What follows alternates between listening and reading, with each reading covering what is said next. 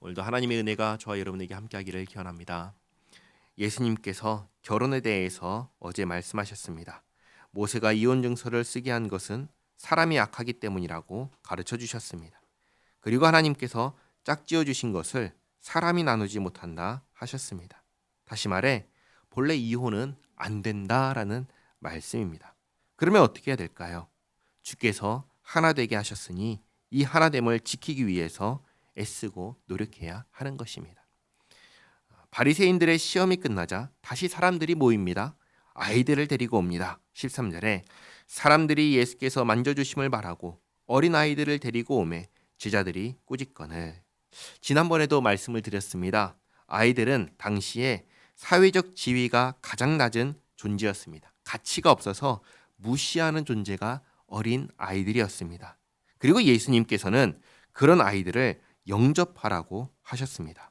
이 말씀을, 예수님의 말씀을 분명하게 들었음에도 불구하고 제자들이 어떻게 합니까? 아이들을 데리고 온 사람들을 꾸짖습니다. 그 모습을 보고 예수님께서 얼마나 답답하셨겠습니까? 그래서 14절 말씀 보시면 예수께서 보시고 노하시어 이르시되, 예수님께서 제자들을 향해서 화를 내십니다. 예수님께서 마가복음 전체에서 제자들을 향하여 이렇게 화를 내신 것은 처음입니다. 14절 하반절에 어린아이들이 내게 오는 것을 용납하고 금하지 말라. 하나님의 나라가 이런 자의 것이니라. 예수님의 말씀을 듣고도 지켜 행하지 않는 제자들에게 하나님의 나라는 이런 자, 어린아이와 같은 사람들의 것이다 라고 분명하게 말씀하십니다. 그리고 내가 진실로 너희에게 이르노니 누구든지 하나님의 나라를 어린아이와 같이 받들지 않는 자는 결단코 그곳에 들어가지 못하리라 하시고, 한마디로 말해서 지금의 너희들은 하나님 나라에 들어갈 자격이 없다고 하시는 것입니다. 그러면 누가 하나님 나라에 들어갈 자격이 있는가? 어린아이와 같은 마음으로 하나님의 나라를 받아들이는 사람이 갈 수 있습니다. 여기 중요한 것은 받아들이는 것입니다. 한번 생각해 보시기 바랍니다. 어린아이는 하나님 나라에 들어가기 위해서 무엇을 할 수 있을까요? 어린아이가 할 수 있는 게 아무것도 없습니다. 어린아이는 무능하고 무력합니다. 오늘 이 자리에도 사람들이 아이들을 데리고 왔기에 올 수 있었습니다. 그러니까 스스로 할 수 있는 것은, 스스로 할 수 있는 능력이 전혀 없습니다. 어린아이가 할 수 있는 것은 받아들이는 것 뿐입니다. 믿음은 무엇입니까? 믿음은 받아들이는 것입니다. 무엇을 받아들입니까? 예수님께서 나의 구원자시라는 것을 받아들이는 것입니다. 예수님께서 나를 구원하셨다는 사실을 받아들이는 것입니다. 예수님께서 나를 천국에서 살게 하셨다는 사실을 받아들이는 것입니다. 이렇게 받아들이는 사람이 바로 천국에 들어갈 자격이 있는 사람입니다. 그렇다면 나는 어떤 사람입니까? 나도 어린아이와 같이 예수님의 그 복음을 받아들이는 사람입니까? 16절에 그 어린 아이들을 안고 그들 위에 안수하시고 축복하시니라. 그리고 17절부터는 어린아이와 정반대의 사람이 등장합니다. 예수께서 길에 나가실새 한 사람이 달려와서 꿇어 앉아 묻자오되 선한 선생님이여 내가 무엇을 하여야 영생을 얻으리이까? 어린아이는 주어진 영생을 받아들이는 사람이라고 했습니다. 그리고 17절에 나오는 사람은, 이 사람은 영생을 얻어내려고 하는 사람입니다. 예수께서 이르시되 내가 어찌하여 나를 선하다 일컫느냐? 하나님 한 분 외에는 선한 이가 없느니라. 그러면 예수님은 누구실까요? 예수님께서 선한 분이시니 예수님께서 하나님이신 것입니다. 그러니까 이런 의미로 말씀하신 것입니다. 사람 가운데 선한 자는 없다. 만약 있다면 그건 하나님밖에 없다. 근데 네가 나를 선한 선생님이라고 했으니 그럼 나는 누구겠느냐? 이 말씀을 하신 것입니다. 그리고 한 번 더 생각해 보시기 바랍니다. 누가 영생에 이르는 길을 알고 가르쳐 줄 수 있겠습니까? 하나님밖에 없는 것이죠. 그러면 더욱 분명해집니다. 선한 분이시고 영생의 길을 아시는 예수님은 누구십니까? 하나님이신 것입니다. 그 하나님께서, 예수님께서 말씀하십니다. 19절 내가 계명을 안 하니 살인하지 말라, 간음하지 말라, 도둑질하지 말라, 거짓 증언하지 말라, 속여 빼앗지 말라, 내 부모를 공경하라 하였느니라. 그런데 여기서 중요한 것 한 가지 말씀드립니다. 이것들을 지키면 하나님 나라에 들어가게 되는 걸까요? 그게 아닌 거예요. 그게 아닌 겁니다. 이 계명들은 하나님 나라에 속한 사람들에게 주신 것입니다. 그러니까 많은 사람들이 잘못 알고 착각하는 것이 있습니다. 이런 것들을 내가 지키면 하나님 나라에 들어갈 수 있다라고 생각하는데 그게 아니라 하나님 나라 백성들이 지켜 행하는 것입니다. 이 모든 것들은 영생을 소유한 자가 지켜 행하는 것입니다. 그런데 이 사람이 뭐라고 하는지 아세요? 20절 그가 여짜오되 선생님이여 이것은 내가 어려서부터 다 지켰나이다. 이 사람은 자기가 계명을 다 지켰다고 합니다. 그러나 영생을 소유한 사람은 아니었습니다. 스스로 아는 것입니다.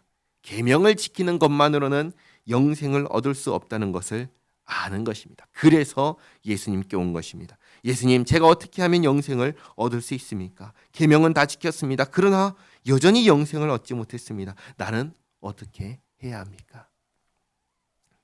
예수께서 그를 보시고 사랑하사 이르시되 내게 아직 한 가지 부족한 것이 있으니 가서 내게 있는 것을 다 팔아 가난한 자들에게 주라. 그리하면 하늘에서 보화가 내게 있으리라. 그리고 와서 나를 따르라 하시니 그 사람은 재물이 많은 고로 이 말씀으로 인하여 슬픈 기색을 띠고 근심하며 가니라. 아멘.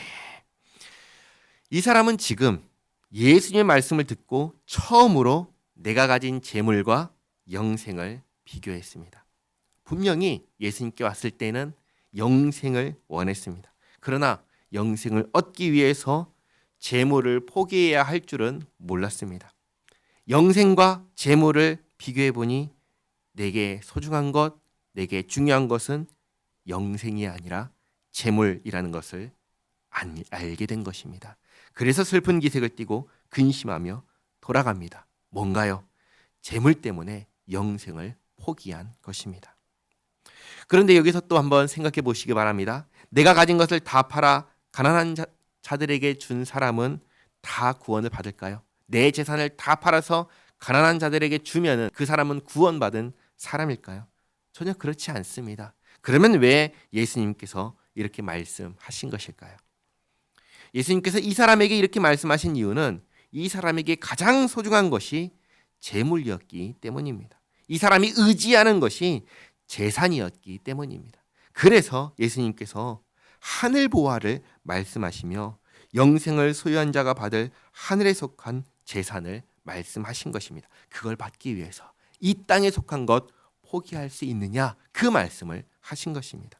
다시 말해 가치관의 변화를 말씀하신 것입니다. 하나님을 중심으로 하는 새로운 가치관을 말씀하신 것입니다. 이 사람에게 정말 부족한 것은 뭐였냐면 하나님을 중심으로 하는 가치관이었습니다. 가치관이 하나님 중심으로 바뀌어야 했습니다. 이렇게 한번 단순하게 질문 드려보겠습니다. 하나님과 재물 중에 여러분은 무엇을 선택하시겠습니까? 하나님의 말씀과 내 생각 중에 무엇을 선택하시겠습니까? 내가 갖고 싶은 것을 사는 것과 하나님께 내 것을 드리는 것, 쉽게 11조를 하는 것, 이 두 가지 중에 무엇을 선택하시겠습니까? 영생과 재산 중에 무엇을 선택하겠습니까? 이렇게 내가 무엇에 더 가치를 두고 있는지를 보면 내가 영생을 소유한 사람인지 아닌지가 드러나는 것입니다. 영생을 소유한 사람은 항상 하나님을 가장 우선순위에 두고 사는 사람입니다. 이 가치관이 변하지 않으면 그 사람은 영생을 소유한 사람이 아닌 것입니다. 이 부분은 내일 이 사람을 두고 하는 예수님과 제자들의 대화를 보시면 더욱 명확하게 나타납니다. 영생은 가치관의 변화에 있습니다. 기도하겠습니다. 좋으신 하나님, 우리는 말로는 천국, 영생, 구원을 원한다 하지만 실제로는 그렇지 않다는 것을 이 사람을 통해 보게 됩니다. 우리가 실제로 원하는 것은 내가 손해보지 않고 내가 원하는 걸 누리는 것입니다. 그래서 우리가 상상하는 천국도 결국 나를 중심으로 하는 내가 원하는 것들로 가득한 세상입니다. 이 사람과 하나 다를 바 없는 내 모습을 깨닫습니다. 하나님께서 원하시는 것보다 내가 원하는 것을 우선하는 이 죄인을 불쌍히 여겨 주시옵소서. 주님, 성령으로 새롭게 하여 주시옵소서. 먼지와 같이 사라질 것들입니다. 비교할 수 없는 하나님의 나라를 추구하게 하옵소서. 그 나라의 영광을 위하여 기꺼이 우리의 소유를 사용하게 하옵소서.